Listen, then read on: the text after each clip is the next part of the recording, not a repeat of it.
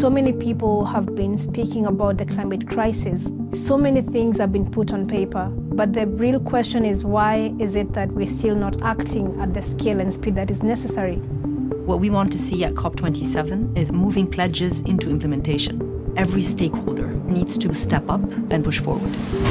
The extreme weather events that the scientists have long connected to the climate crisis are becoming far more frequent and far more destructive. The climate crisis is a threat multiplier, which means it exacerbates existing inequities in our society. The impacts are felt most deeply by Black, Indigenous, and communities of color. We're living through an explosion of inequality. We need to remember we're on the same planet, and this is the planet that we need to make sustainable for the whole of humanity. Climate change is impacting food security as well as political stability in many nations around the world. 5 years ago, there were 80 million people marching towards starvation. That number jumped to 135 million. What caused the jump? It was man-made conflict, like in Ukraine, compounded with climate shocks. No one is as vulnerable to climate change as farmers are. If you talk transformation, the first thing they want to know is, what must I do on my farm? This Sharm el-Sheikh COP is the moment to set up monitoring and accountability mechanisms and put money on the table to help developing countries to accelerate towards decarbonizing. We know that this transition will require a fast adoption of a lot of new technologies. And the question today is how to find the appropriate way to finance this technology. To put a number around it, it's an extra $2.5 to $3 trillion a year of additional finance that we have to find in order to get those emissions down. Financial institutions have a lot of roles to play to bring the advice and provide the financing to make these transitions happen. Younger generations are demanding a sense of purpose. They want to look at companies and say, I am investing with you all for this reason. With 2 COPs taking place in Africa and the Middle East, we have this tremendous opportunity to put emerging markets at the forefront of our collective response to climate change. International trade has to be part of the solution. How do we all get together to talk about a global carbon price that can guide us and help us to decarbonize the world? The solutions are there. What we need is governments to regulate, to invest, and we need business to act with values. History will look at us, people, politicians, corporate leaders. These times requires not only solutions, but speed. There is nowhere else to look than the mirror. We are the ones that need to do this.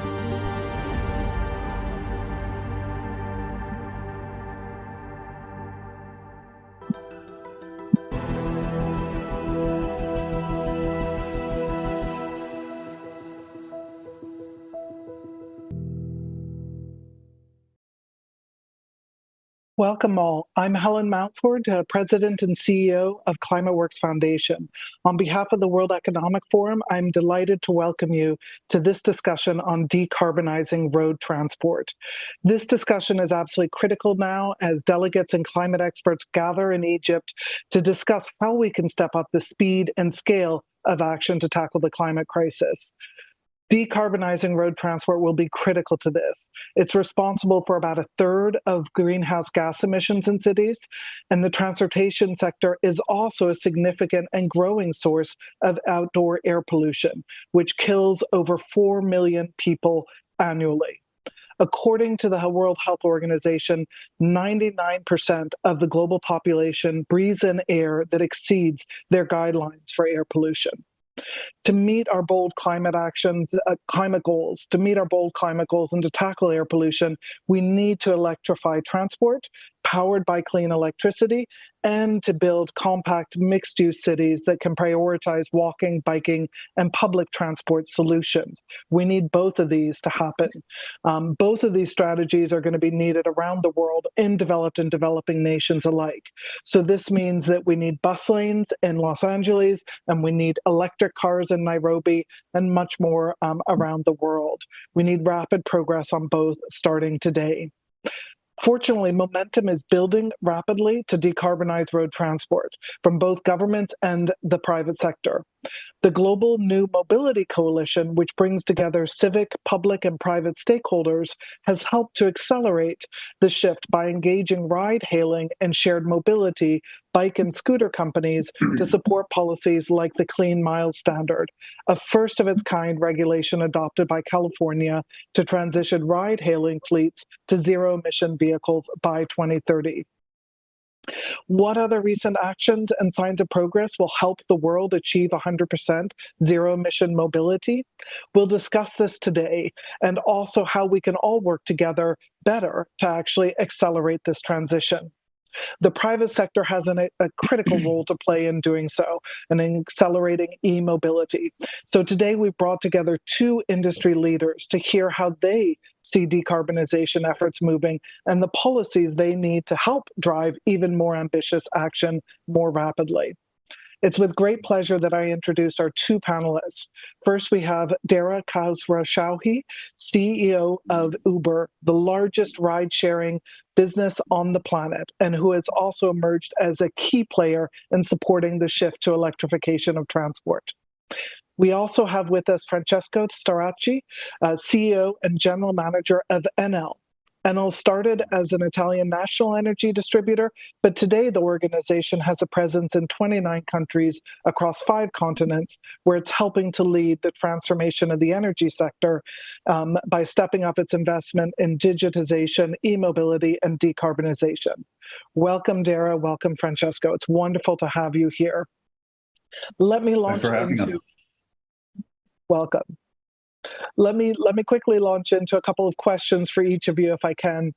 Dara, let me start with you to kick off our discussion. Uber has made really bold commitments to go electric.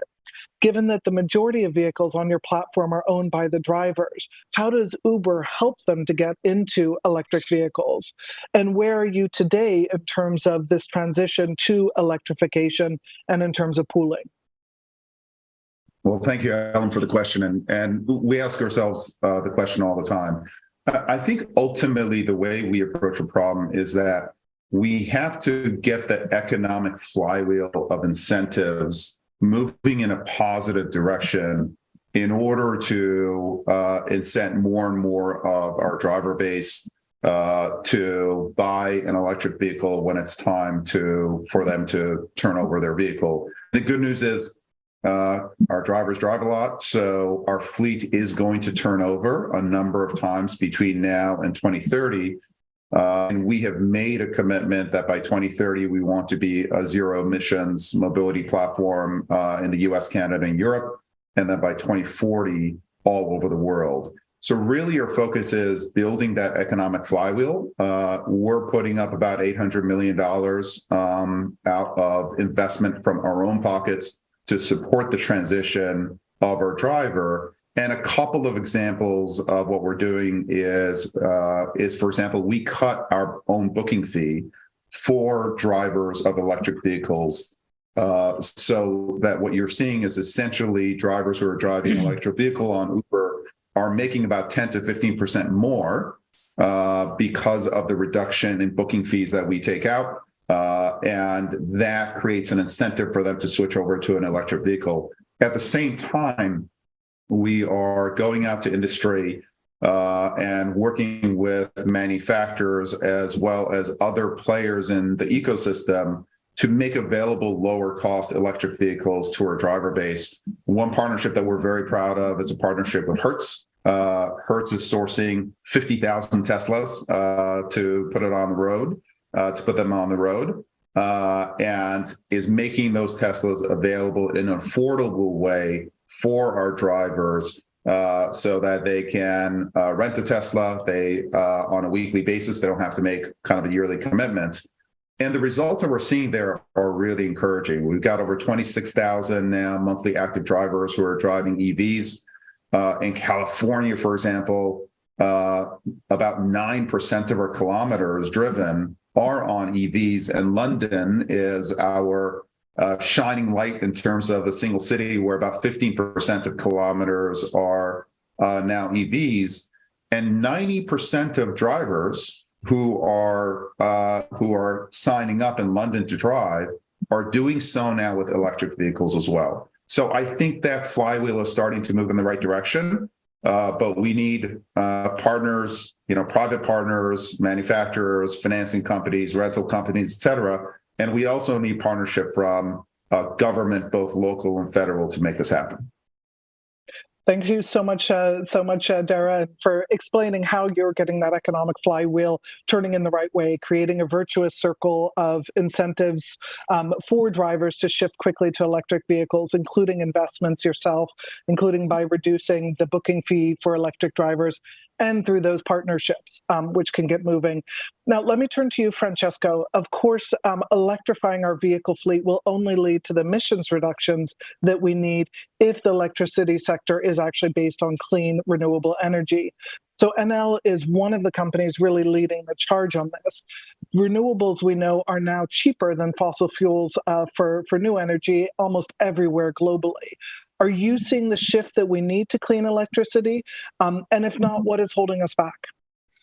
Yeah, I think the shift is clearly underway, and it is something that is no more driven by policies enacted by government. It's perhaps facilitated, if you want, to some extent, but it's basically based on economics. So I think this is going to stay looking forward, in particular, under the tragic circumstances we observe in the Ukraine-Russia situation. So commodity prices will stay high for a long time, and I don't think this is going to be, it's going to be accelerating this trend. So the question is, how long will it take to really materially impact the carbon footprint of a large country, say the US, of a large economic area as Europe? And if you look at the depth of thermal generation that needs to be displaced by this new renewable additions and the demand growth that electricity will experience, because it's not only the transportation that's been electrified, it's also the heating that's been electrified at the meantime. So you combine these two things and say, there's a lot of work in front of us in terms of displacing whatever exists. And we're talking about hundreds of thousands of megawatts of thermal capacity that still is out there, and coping with additional demand that's coming in. So the effort is monumental. I think you see basically the world renewable energy demand growing continuously. You see the growth year on year, including years of crisis, of difficulties as COVID. But the erosion of thermal generation, it is happening, but not fast enough. So what needs to be done is funding. Yes, I would argue this is not the limiting factor today worldwide. The limiting factor today is worldwide is another one. It's supply chain constraints on some critical components that have shown during this year and the year before their limits. I mean, there is an unbalanced and entangled value chain in some of the important components of this transformation. And more deeply, the major constraint, the major bottleneck today is the amount of skilled people you can put at work at the unit of time that would move this money into objects, into power plants, into stuff that will trigger this up. Today, the limit of our growth in renewables is mostly skilled people. Secondly, the available hardware at the right time, and eventually money, but money is really not the major bottleneck here, okay? So that's where we really need to work. And that has to do with training people from one job to another and doing that fast enough, motivating them in the right way. We're talking about hundreds of thousands of jobs that need to be moved from one sector to the other in a very short time if we want to really accelerate this trend. I think that's really what it's all about. And I think in this case, governments are important, much more than just giving incentives. I mean, it's not anymore an issue of incentivation. It's an issue of promoting this change in the workforce. The example of the IRA in the US is positive because it has given a signal that jobs can be destroyed, but more jobs need to be created on the other side. So it's how to transform the skills of people into different skills, giving them a longer job opportunity in general. That's really what the challenge is for the, I would say, short, middle term. Thank you, Francesco. And it's both a challenge and an opportunity. This is about the sort of growth story of the future. The economics are right, and it's something which can actually create good jobs, as we go forward. But we need to get the skills moving quickly enough to be able to meet the demand. Let me ask one more question over to you, Dara, back to you on this.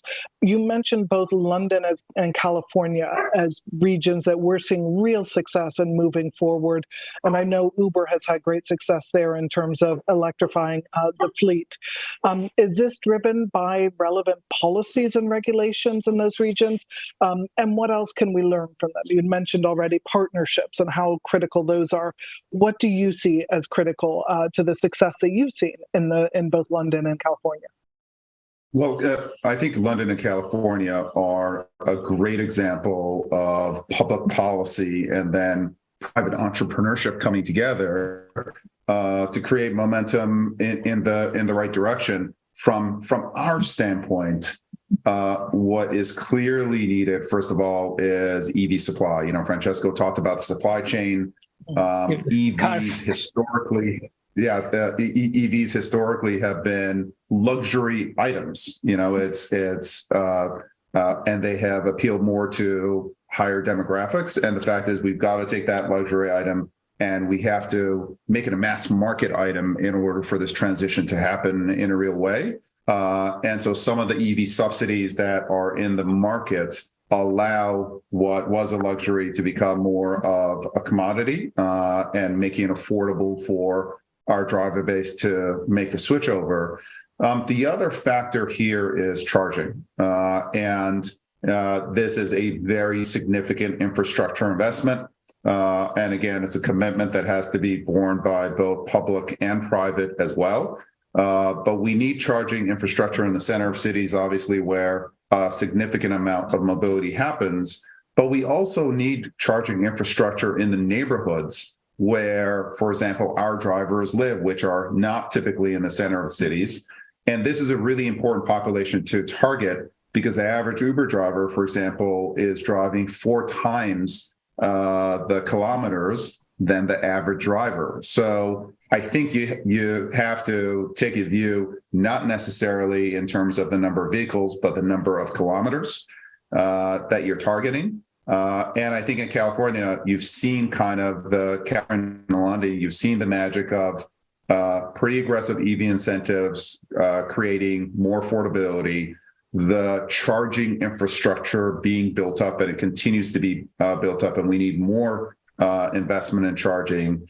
And then a combination of, comprehensive road and emissions pricing. I'd say a great example of that is London's congestion charge, that has an EV exemption that, again, gets that economic flywheel going. I think the funding there is there, the government financing, et cetera, is there for the private sector, but you've got to make that funding make its way to the average person on the ground. And for Uber, it's the average driver who is making very important economic decisions about what they're going to make next month and what they're going to make the next year. And that key investment that they're making in their vehicle, which is a significant earnings platform for them.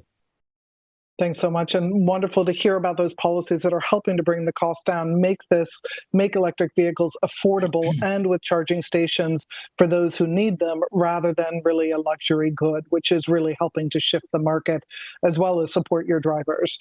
One final question for you, Dara, before I know you need to leave.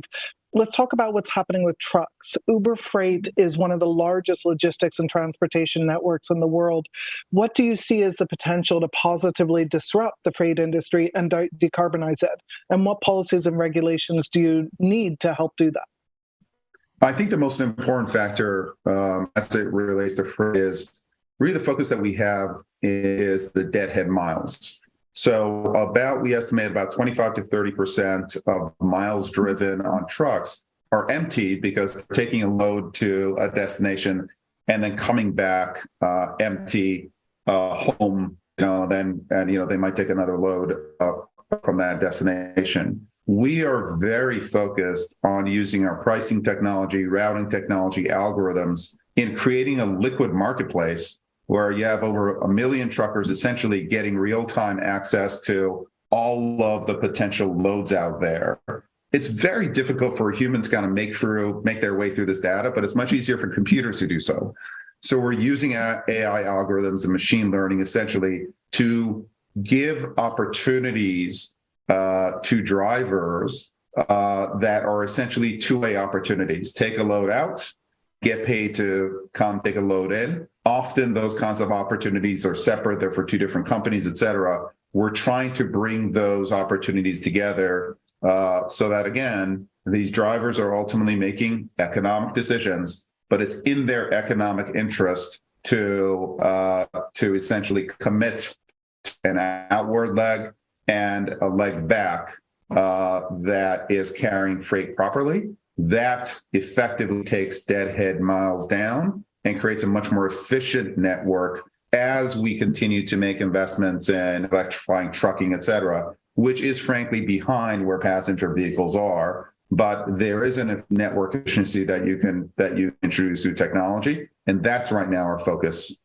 with Uber Freight. Wonderful to hear. Thank you so much. So doing the same now, starting with trucking, as we've seen happening with passenger vehicles. Francesco, one final question for you. I know with the NLX Way, NL is positioned to support electric mobility in 17 countries.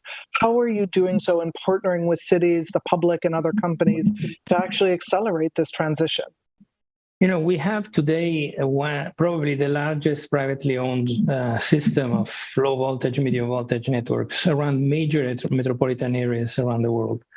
In Europe, in Latin America, we have all the largest cities, you know, Sao Paulo, Rio, Bogota, Santiago, Buenos Aires.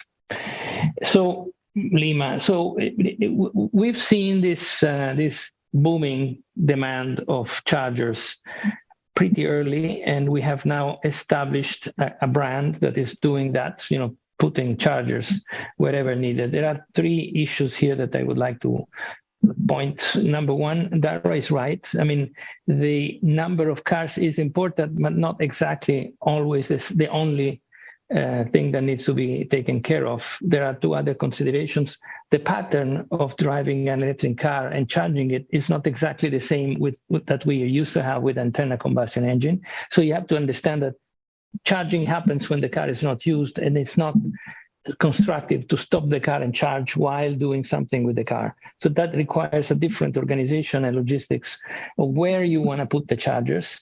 And second, the evolution of technology of cars is still not at steady state. So there is the need to go back to the chargers you have installed 4 or 5 years ago and change them, because cars have evolved.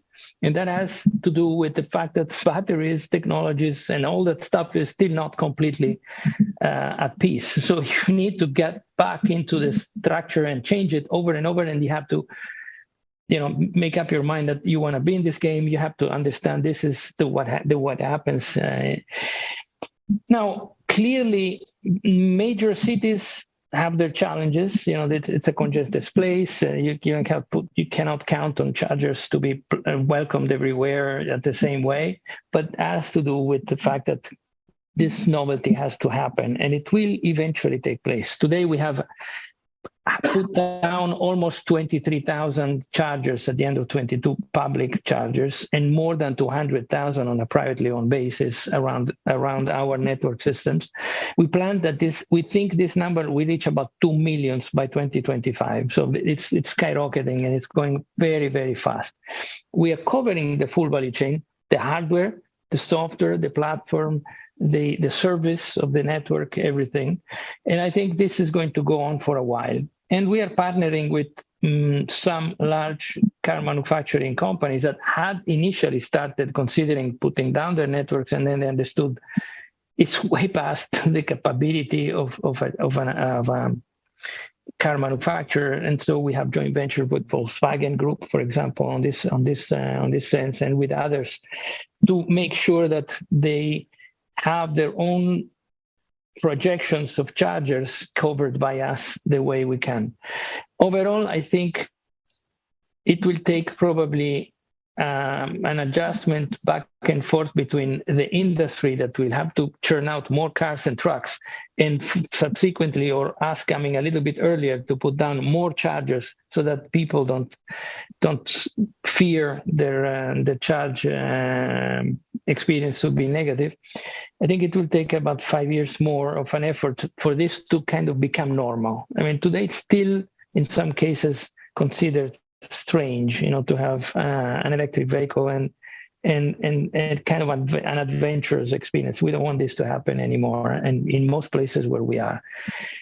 I would say that if you look at cars, trucks, you have to look also at buses. I mean, the electrification of public transport in the way of buses, it's already in the money now, by and large. Today, we own the largest privately owned fleet of buses outside of China, with more than 4,000 buses being in operation in the cities that I just mentioned, and growing very fast. The experience of buses is much better in terms of personal experience. The transportation electric buses is better. Okay, the quality of the transportation is better, quieter, softer, much better from many standpoints.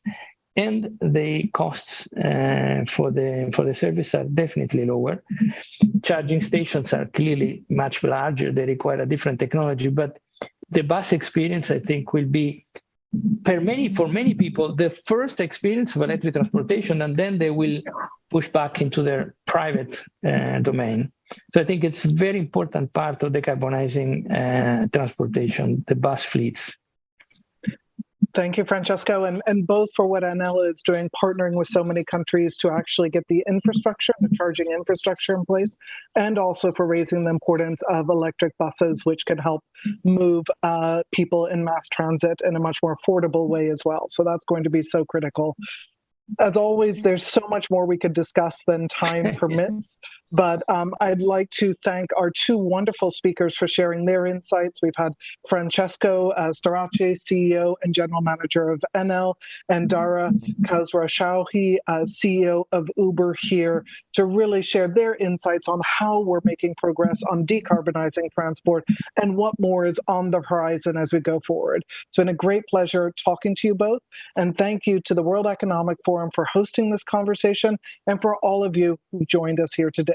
Thank you, and best wishes for the rest of the day. Bye.